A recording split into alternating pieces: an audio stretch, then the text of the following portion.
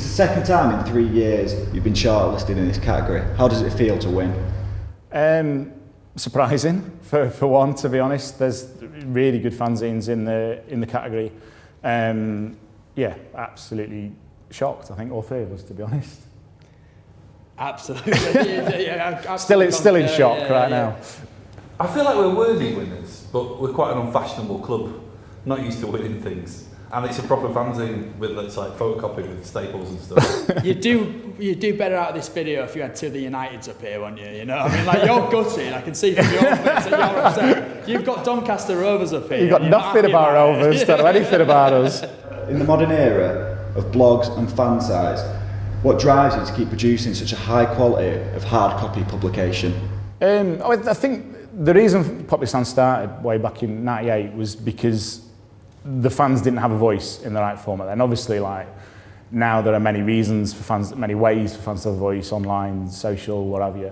But I think what the print fanzine does that a lot of those mediums don't do is it gives some authenticity to that voice, but also it doesn't get lost in comments and replies and retweets and people trying to take issue with something. There's some longevity in what you write, and it's a real chance to get some strong points across about the club and not get lost in that cacophony of you said this, but what do you think about this, and not have any issues sidetracked. There's a real strength in having those words on paper still, even in this day and age, of having words on paper and in print and then making meaning impact. And plus, like, you know, the PopularStand is not for profit, so we can always, even if what we're writing is terrible, we can always drum home the fact that we're ultimately raising money for local charities and local causes, and we've always given money to local causes. You know, we've given £4,000 away in the last few years, probably £5,000 actually by Christmas. We can always hang home to that, to be honest, and we're always proving a vital service to our community, even if what we're writing people are not listening to anymore. In your opinion, what are the main problems fans face still in modern day football? Oh, where'd you start? Well, how long you got? Ain't there another award coming in a minute?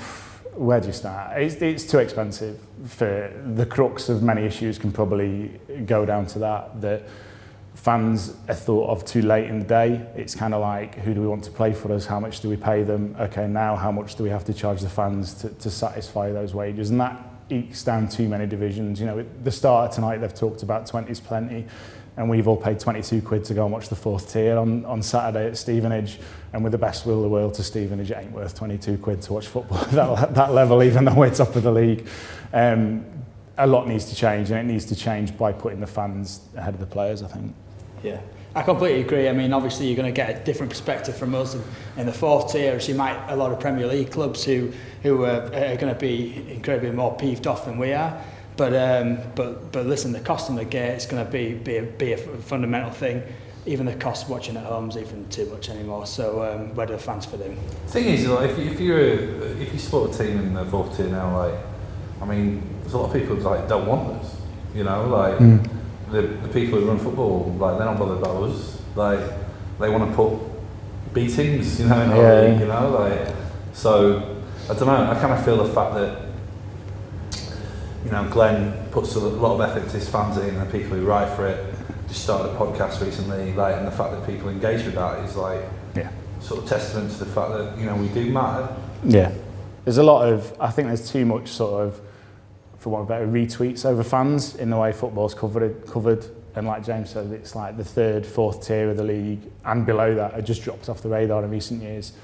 We're paying a lot of money for, and no one's recognising in that, and it's great the FSF has pushed on 20's plenty, but there's still a lot more work to be done on that. I don't think going, we've got to 30 quid is a success, to be honest.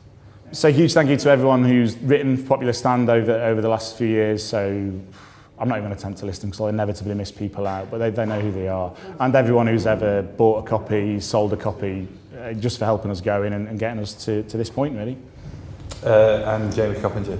Oh, and thanks to James Coppinger for being a hero and a legend, of course.